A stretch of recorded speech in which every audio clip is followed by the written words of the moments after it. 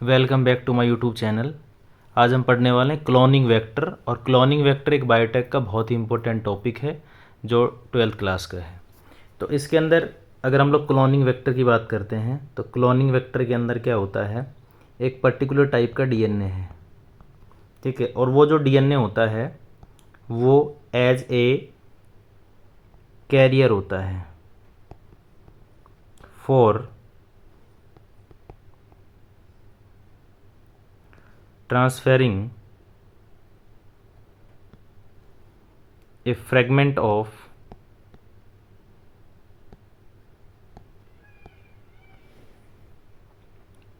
foreign DNA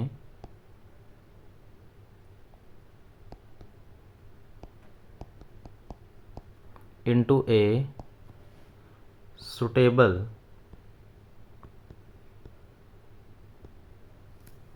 host is called vehicle और vector DNA. अब देखो, अगर हम लोग क्लोनिंग वेक्टर की बात करते हैं तो क्लोनिंग वेक्टर जो है सेम ऐसे होता है जैसे कि एक बीमारी है जिसको हम लोग मलेरिया कहते हैं। तो मलेरिया के अंदर जो मॉस्किटो है जिसको हम लोग फीमेल एनाफ्लीज कहते हैं, ये जो मॉस्किटो है इसका जो सलाइवा होता है, ठीक है, उसके अंदर एक प्रोटोजोआ पाया जाता है जिसको हम लोग प्लाज्मोडियम कहते हैं, ठीक है। और अगर कोई मलेरिया का जो पेशेंट है, ठीक है, जो अनहेल्दी पर्सन है, तो उस अनहेल्दी पर्सन के अंदर ये प्लाज्मोडियम प्रेजेंट होता है। यानी कि जो मलेरिया से पीड़ित व्यक्ति होता है उसके बॉडी के अंदर प्लाज्मोडियम प्रेजेंट है। तो ये मॉस्किटो जो आता है ना, ये क्या करता है, इसके ब्लड को सक करता है और फिर इसको ट्रांसफ़र कर देता है किसके अंदर, हेल्दी पर्सन के अंदर, ठीक है। और फिर ये जो पर्सन होता है हेल्दी पर्सन, ये किससे पीड़ित हो जाता है, मलेरिया से हो जाता है। तो यहाँ पे जो वेक्टर है वो कौन है, मॉस्किटो है। सेम ऐसे क्या होता है कि अगर हमें किसी पर्टिकुलर होस्ट सेल के अंदर या होस्ट बैक्टीरिया के अंदर या होस्ट प्लांट सेल के अंदर, किसी के अंदर भी हमें डीएनए को ट्रांसपोर्ट कराना है, ठीक है, आरडीटी के लिए, रिकॉम्बिनेंट डीएनए के लिए, तो इस डीएनए को जो ट्रांसफ़र कराते हैं हम लोग, अगर हमें किसी पर्टिकुलर माइक्रोब्स की हेल्प से कराना है तो हम लोग किसका यूज़ करते हैं, वेक्टर का यूज़ करते हैं। तो वेक्टर एक तरीके का क्या होता है, इस वेक्टर की बॉडी के अंदर पाया जाता है डीएनए, ठीक है। और वो डीएनए जो होता है उसके पास एबिलिटी होती है कि वो अपने साथ किसी पर्टिकुलर डीएनए को जोड़ सकता है और फिर इस डीएनए को क्या कर देता है, किसी होस्ट सेल के अंदर ट्रांसपोर्ट कर देता है। तो इसको हम लोग क्या बोलते हैं, क्लोनिंग वेक्टर कहते हैं। तो नॉर्मली अगर हम लोग बात करते हैं तो एक तो होता है प्लाज्मिड और एक होता है बैक्टीरियोफाज।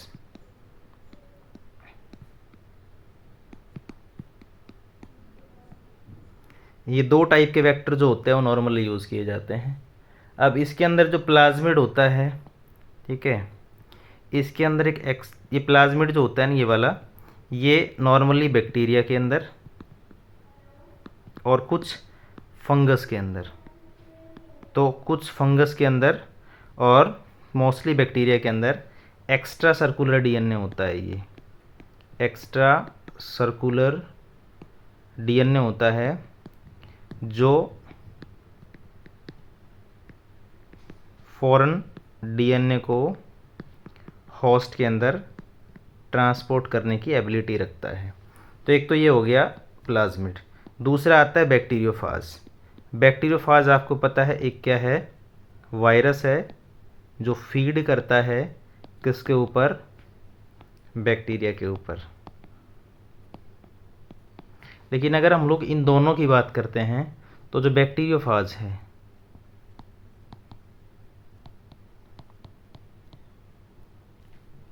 ठीक है, ये किसी बैक्टीरिया के अंदर बहुत फास्टली क्या करता है, ये मल्टीप्लिकेशन करता है और मल्टीप्लिकेशन करने के बाद में अपना नंबर बढ़ा सकता है ये। तो जब ये अपना नंबर इंक्रीज़ करेगा तो इसका मतलब है कि इसके अंदर जो डीएनए प्रेजेंट होता है वो भी क्या करेगा, मल्टीप्लाई करेगा। और मल्टीप्लाई करने के बाद में अपना नंबर इजीली बहुत ज़्यादा बढ़ा सकता है। तो अगर हम लोग अदर इसकी वेक्टर की बात करते हैं तो नॉर्मली वो 15 से 100 कॉपीज़ पर सेल बना देते हैं, ठीक है। बट जो बैक्टीरियोफाज होता है इसके अंदर जो एबिलिटी है मल्टीप्लिकेशन करने की वो फास्ट होती है, इस वजह से ये एक ज़्यादा बेटर टाइप का क्या होता है, वेक्टर होता है बैक्टीरियोफाज। अगर हम लोग इसके बाद अगर हम लोग बात करते हैं तो नेक्स्ट के अंदर, तो अगर हम लोग नेक्स्ट बात करते हैं तो हम लोग बात करेंगे किसके अंदर, कैरेक्टरिस्टिक्स ऑफ वेक्टर के अंदर।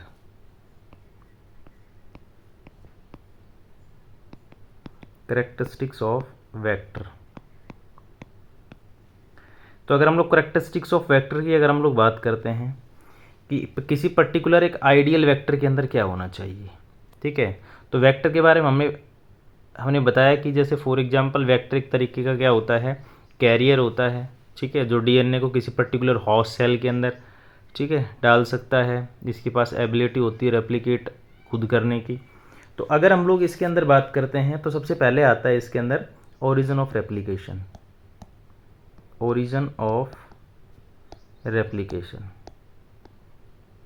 तो किसी भी आइडियल जो वेक्टर होता है उसके पास ये सबसे स्पेसिफिक जो कैरेक्टर है वो पहला कौन सा है, ओरिजिन ऑफ रेप्लिकेशन। तो अगर हम लोग ओरिजिन ऑफ रेप्लिकेशन की बात करते हैं तो जैसे मान लो कोई भी वेक्टर है उसके पास अपना खुद का क्या होता है, ORI होता है। ORI का मतलब होता है ओरिजिन ऑफ रेप्लिकेशन। तो ओरिजिन ऑफ रेप्लिकेशन की अगर मैं बात करता हूँ तो इसका मतलब होता है कि वो पर्टिकुलर पॉइंट होता है एक उसके अंदर जहाँ से रेप्लिकेशन स्टार्ट होता है,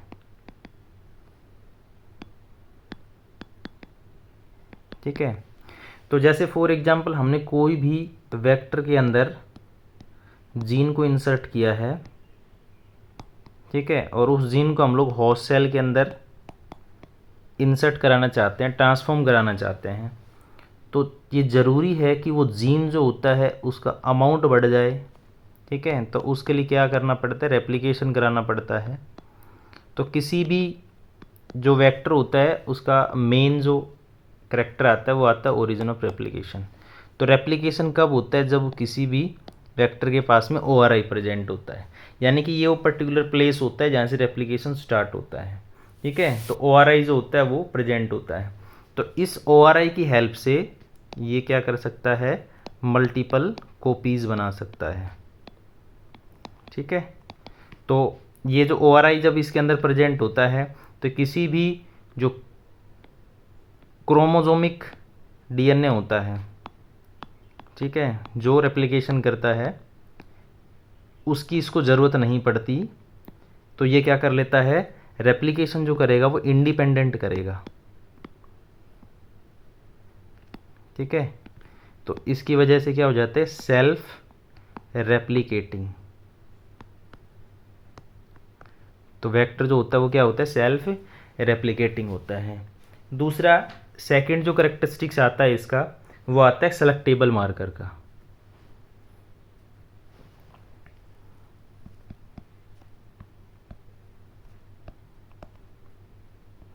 सेलेक्टेबल मार्कर। अब देखो जो वेक्टर होता है उसके पास में सेलेक्टेबल मार्कर होता है, ठीक है। और सेलेक्टेबल मार्कर का मतलब होता है एंटीबायोटिक रेसिस्टेंट जीन।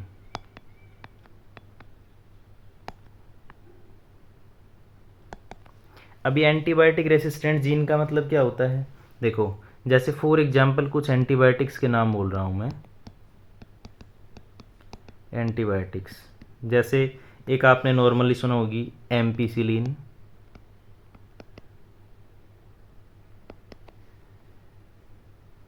ठीक है। तो इसके पास जीन प्रेजेंट होता है एम्पिसिलिन रेसिस्टेंट जीन, इससे लिखते हैं इसको। दूसरा एक आपने सुनी होगी क्लोरोम्फेनिकोल,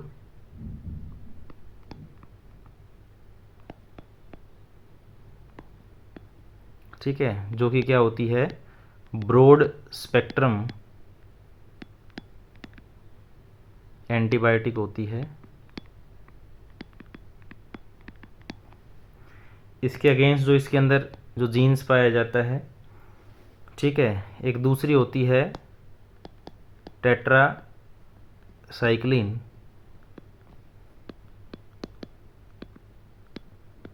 ये इसके अंदर जीन्स पाया जाता है। एक कैनामाइसिन भी होती है। तो ये कुछ क्या होती है, एंटीबायोटिक्स होती हैं, ठीक है।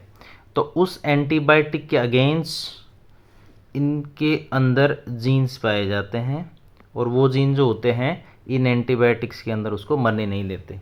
जैसे फॉर एग्जांपल अगर मैं बात करता हूँ, ठीक है, तो ये क्या है, न्यूट्रिएंट मीडिया है। तो इस मीडिया के अंदर अगर कोई एंटीबायोटिक है, एंटीबायोटिक जैसे फॉर एग्जांपल टेट्रासाइक्लिन, ये एक क्या है, एंटीबायोटिक है, और ये इस मीडियम के अंदर प्रेजेंट है। तो अगर किसी वेक्टर के अंदर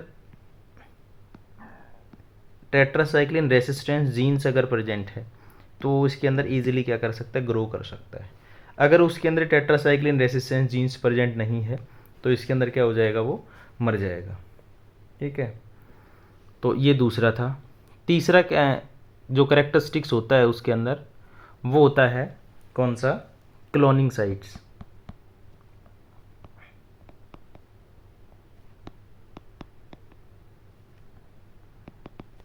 अब देखो कोई भी जो वेक्टर होता है उसके अंदर ए लार्ज नंबर ऑफ क्या होती है, अगर आइडियल क्लोनिंग वेक्टर की बात करता हूँ तो जैसे ए लार्ज नंबर ऑफ क्या होती है, क्लोनिंग साइट्स होती हैं,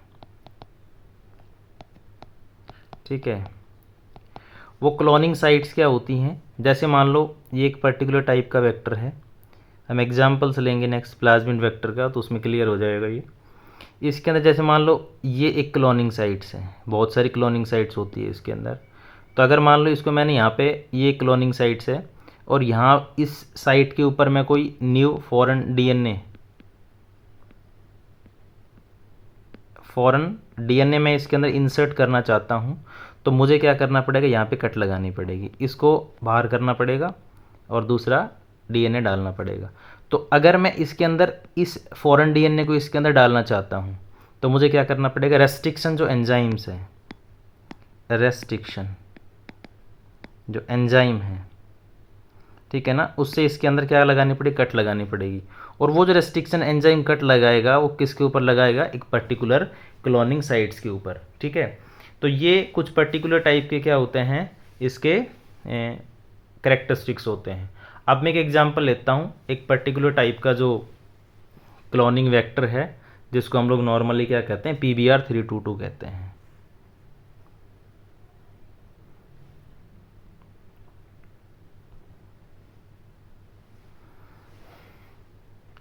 देखो ये एक क्या है, क्लोनिंग वेक्टर है, और इस क्लोनिंग वेक्टर का नाम होता है PBR322।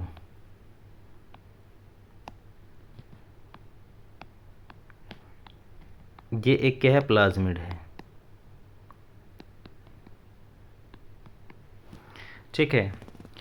तो प्लाज्मिड की अगर मैं बात करता हूँ तो सबसे पहले जो प्लाज्मिड होता है वो क्या होता है, एक्स्ट्रा सर्कुलर डीएनए होता है, ठीक है। और किसके अंदर पाया जाता है, ये बैक्टीरिया के अंदर, ठीक है, और सम फंजाई के अंदर, ठीक है। अब प्लाज्मिड की अगर मैं बात करता हूँ तो वो एक एग्जाम्पल ले रहे हैं हम लोग, कौन सा, PBr322। ठीक है, तो ये एक क्या है, प्लाज्मिड का एग्जाम्पल है। ठीक है, जिसका डायग्राम ये आप लोग देख पा रहे हो। तो अगर मैं इसके अंदर बात करता हूँ तो P जो आता है it stands for plasmid, B और R है दो साइंटिस्ट जिन्होंने इसको क्या किया था, डिस्कवर किया था। तो B जो आता है वो आता है बोलिवर, और जो R आता है वो आता है रोड्रिग्यूज। ठीक है, तो ये दो साइंटिस्ट थे जिन्होंने इसको डिस्कवर किया था। और जो 322 जो है वो इसका क्या है, स्टेन नंबर है। ठीक है, जो इसको क्या करता है, डिफरेंशिएट करता है फ्रॉम अदर प्लाज्मिड। ठीक है, तो इस तरीके से PBr322 क्या है, एक वेक्टर है।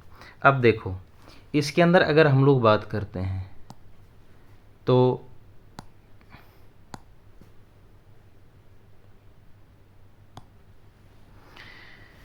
सबसे पहले हमने बात की थी किसकी, ORI की। ठीक है, ओरिजिन ऑफ एप्लीकेशन। तो इसके अंदर ये एक क्या होता है, ORI होता है। ठीक है, तो ORI जो है इसके अंदर क्या है, ये एक ORI है। ठीक है, जिसको हम लोग ओरिजिन ऑफ एप्लीकेशन कहते हैं। तो इसके अंदर ये ORI प्रेजेंट होता है। सेकंड हमने बात की थी कौन सी, सेलेक्टेबल मार्कर की। ठीक है, सेलेक्टेबल मार्कर की। तो सेलेक्टेबल मार्कर देखो इसके अंदर दो सेलेक्टेबल मार्कर होते हैं, एक ये वाला और दूसरी ये वाली। ठीक है, तो यहाँ पे क्या प्रेजेंट है, एम्पिसिलिन रेसिस्टेंट जीन प्रेजेंट है, और यहाँ पे टेट्रासाइक्लिन रेसिस्टेंट जीन प्रेजेंट है।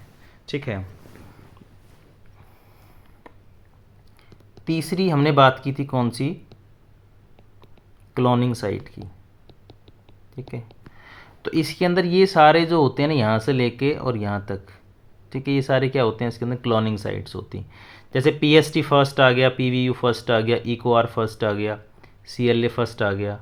ठीक है, हिंद थर्ड आ गया, BAMH फर्स्ट आ गया, साल फर्स्ट आ गया, PVU सेकंड आ गया। ठीक है, तो ये सारी क्या होती, क्लोनिंग साइट्स होती हैं।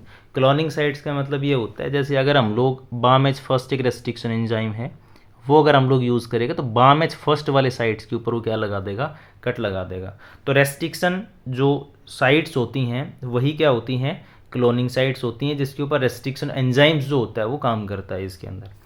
अब हम लोग बात करते हैं कि जो PBr322 है, ठीक है, तो ये 4361 बेस पेयर का एक तरीके से सर्कुलर DNA होता है।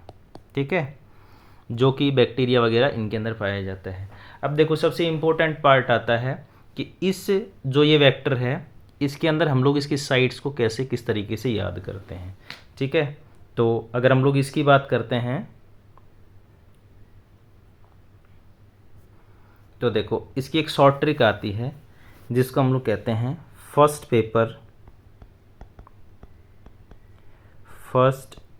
पेपर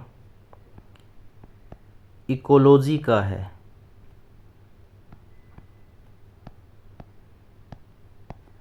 बहुत solid paper.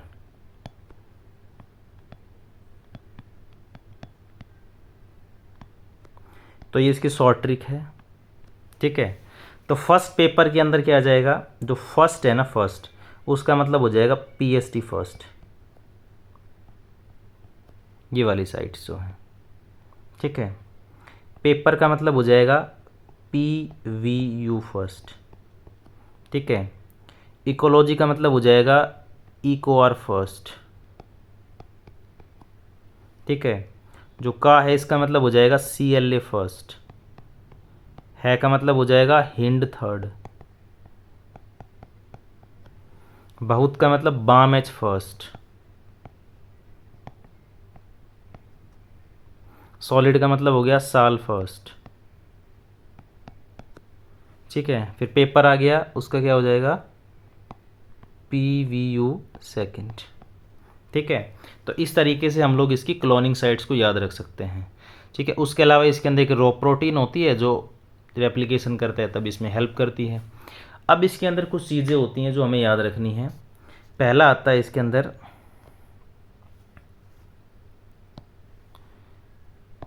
Insertional inactivation. Insertional inactivation, ठीक है। अब देखो इंसर्शन इनएक्टिवेशन का मतलब क्या होता है, जैसे फॉर एग्जांपल जो बामेज फर्स्ट वाला एरिया आपको दिखाई दे रहा है, ठीक है, इसके अंदर एक साइट्स प्रेजेंट होती है जिसको हम लोग टेट्रासाइक्लिन रेसिस्टेंट जीन्स बोलते हैं, ठीक है। यानी कि ये मान के चलो कि जो टेट्रासाइक्लिन रेसिस्टेंट जीन्स वाला एरिया है इसके अंदर एक क्लोनिंग साइट्स प्रेजेंट है, कौन सी, बामेज फर्स्ट। अब इस बामेज फर्स्ट को हमने क्या किया, एक रेस्ट्रिक्शन एंजाइम आता है बामेज फर्स्ट ही, तो रेस्ट्रिक्शन जो एंजाइम है वो आपने क्या किया, इसके ऊपर यूज़ किया, ठीक है। और उसने क्या कर दिया कि इसके अंदर से कट लगा दिया, ठीक है। और कट लगाने के बाद में क्या हुआ कि जो बामेज फर्स्ट जो रेस्ट्रिक्शन एंजाइम था वो जैसे आपने यूज़ किया तो टेट्रासाइक्लिन रेसिस्टेंट जीन्स जो है, ठीक है, ओके, इस पर्टिकुलर एरिया के अंदर आपने क्या कर दिया, न्यू फॉरेन डीएनए को आपने क्या कर दिया, इंसर्ट कर दिया, ठीक है। और जैसे आप लोग क्या करते हैं, इंसर्ट कराते हैं किसी पर्टिकुलर न्यू डीएनए को जिसको आप लोग फॉरेन डीएनए कहते हैं, तो उसकी वजह से क्या हो गया कि जो ये टेट्रासाइक्लिन नेचर था, इसका रेसिस्टेंट नेचर था, वो क्या हो गया, इनएक्टिव हो गया। क्या हो गया, इनएक्टिव हो गया, ठीक है। तो किसी पर्टिकुलर वेक्टर के अंदर, किसी पर्टिकुलर डीएनए के अंदर जब हम लोग इस टाइप की एक्टिविटी करते हैं कि न्यू फॉरेन डीएनए को क्या कर रहे हैं हम लोग इसके अंदर इंसर्ट कराते हैं, तो जो उसका पहले वाला जो नेचर था वो क्या हो जाता है, इनएक्टिव हो जाता है, ठीक है। इसी को हम लोग इनएक्टिवेशन, इंसर्शनल इनएक्टिवेशन कहते हैं कि इंसर्शनल का मतलब क्या हुआ, आपने न्यू डीएनए इसके अंदर इंसर्ट किया, उसकी वजह से वो क्या हो गया, इनएक्टिव हो गया, ठीक है। तो किसी पर्टिकुलर वेक्टर के साथ में जब हम लोग फॉरेन डीएनए अटैच करते हैं तो उसकी वजह से क्या होता है कि जो उसका ओल्ड फंक्शन था, ठीक है, वो क्या हो गया, डिस्टर्ब हो जाता है, इनएक्टिव हो जाता है, तो उसको इंसर्शन इनएक्टिवेशन कहते हैं। अब देखो इसके केस में अगर हम लोग बात करते हैं, ठीक है, तो जैसे मान लो फॉर एग्जांपल हमने क्या किया, पीएसटी फर्स्ट को हमने क्या किया, इस वाले साइट्स के ऊपर रेस्ट्रिक्शन एंजाइम यूज़ किया और हमने कट लगा दिया, ठीक है। और फिर इसी के ऊपर आपने क्या कर दिया, कोई न्यू डीएनए को क्या कर दिया, अटैच कर दिया, तो एम्पिसिलिन जो रेसिस्टेंट नेचर था इसका वो ख़त्म हो जाएगा, ठीक है। इसके अलावा जो बामेज फर्स्ट होती है इसके अंदर एक लैक जीन प्रेजेंट होता है किसी, जैसे अगर हम लोग बात करते हैं किसके अंदर, PUC8, ये एक क्या है, वेक्टर है ये भी, ठीक है। तो इसके अंदर लैक जेड जीन प्रेजेंट होता है, ठीक है। तो जो लैक जेड जीन जो प्रेजेंट होता है इसके केस में, ये इसकी वजह से क्रोमोजेनिक सब्सटेंस की प्रेजेंस में ब्लू कॉलोनीज बनाता है, ब्लू कॉलोनीज बनाता है, ठीक है। यानी कि बैक्टीरिया जो होता है, तो नॉन रिकॉम्बिनेंट बैक्टीरिया होता है जिसके अंदर हमने कोई डीएनए इंसर्ट नहीं किया है, वो किस टाइप की कॉलोनी बनाता है, ब्लू कॉलोनी बनाता है। लेकिन जैसे हमने क्या किया, इसके अंदर बामेज फर्स्ट को यूज़ किया, ठीक है, तो लैक जेड जो जीन था वो क्या हो गया, यहाँ से ख़त्म हो गया, उसकी जो एक्टिविटी थी वो यहाँ से क्या हो जाएगी, ख़त्म हो जाएगी, ठीक है। तो जो ब्लू कॉलोनी बना रहा था वो अब कैसी कॉलोनी बनाना स्टार्ट कर देगा, वाइट कॉलोनीज़ बनाना स्टार्ट कर देगा, ठीक है। तो इसका मतलब क्या होता है कि जब वाइट कॉलोनीज़ बनती है तो वो किसके केस में बनती है, रिकॉम्बिनेंट डीएनए के केस में बनेगी। अगर रिकॉम्बिनेंट वेक्टर होगा, यानी कि आपने जैसे बामेज फर्स्ट यूज़ करके और आपने इसके अंदर कोई न्यू डीएनए इंसर्ट कर रखा होगा, तो वो प्लाज्मिड कैसा हो जाएगा, रिकॉम्बिनेंट प्लाज्मिड हो जाएगा, ठीक है। तो ब्लू और वाइट मेथड जो यूज़ किया जाता है वो किसके अंदर यूज़ किया जाता है, रिकॉम्बिनेंट को नॉन रिकॉम्बिनेंट से डिफ्रेंशिएट करने के लिए। तो अगर ब्लू कॉलोनीज बन रही है उस बैक्टीरिया के केस में, ठीक है, बैक्टीरिया अपनी ब्लू कॉलोनीज बना रहा है फॉर एग्जांपल, तो वो कैसा है, नॉन रिकॉम्बिनेंट है। और अगर वाइट कॉलोनीज बना रहा है तो वो कैसा मिलेगा आपको, रिकॉम्बिनेंट टाइप का मिलेगा, ठीक है। तो ये एक मेथड यूज़ किया जाता है। तो ये भी किसके अंदर आता है, इंसर्शन इनएक्टिवेशन के अंदर आता है। अगर किसी बैक्टीरिया के अंदर हमने ये वाला जो उसका जो नेचर था वो डिस्टर्ब कर दिया है, तो इस बैक्टीरिया को हम लोग एम्पिसिलिन जो एंटीबायोटिक है उसके अंदर ग्रो नहीं करा सकते। ठीक है, तो ये प्रॉब्लम आती है किसके साथ में, PBr 332 के साथ में। ठीक है, या तो आपको क्या करना पड़ेगा भाई, अलग अलग एंटीबायोटिक के अंदर आपको ग्रो कराना पड़ेगा। अगर ऐसे मान लो ये वाला जो बैक्टीरिया है इसके अंदर ये नहीं है, तो हम लोग इसको किस में ग्रो कराएंगे, टेट्रासाइक्लिन के अंदर ग्रो कराएंगे। तो ये इस तरीके से PBr 322 जो होता है इसकी एक पर्टिकुलर लिमिट होती है ये। ठीक है, तो इसकी जो लिमिट है उससे दूर करने के लिए जो PuC8 एक प्लाज्मिड आता है, ठीक है, वो इसका एक क्या है, ओवरकम प्लाज्मिड है, तो वो इससे बेटर काम करता है। इस वजह से इसकी जगह ये यूज़ किया जाने लगा है करंटली। ठीक है, तो इस टाइप से उसके अंदर क्लोनिंग साइट्स भी ज़्यादा होती हैं। ठीक है, तो इस तरीके से तो उसके अंदर जो एम्पिसिलिन जो रेसिस्टेंट होता है ना, वो जीन्स प्रेजेंट होता है एज ए सिलेक्टेबल मार्कर। ठीक है, तो इस तरीके से हम लोग डिफरेंट टाइप्स के ये वेक्टर थे। तो वेक्टर की जो नेक्स्ट जो क्लासेस होगी हमारे पास वो अलग होगी। ठीक है, type of vector. Thank you.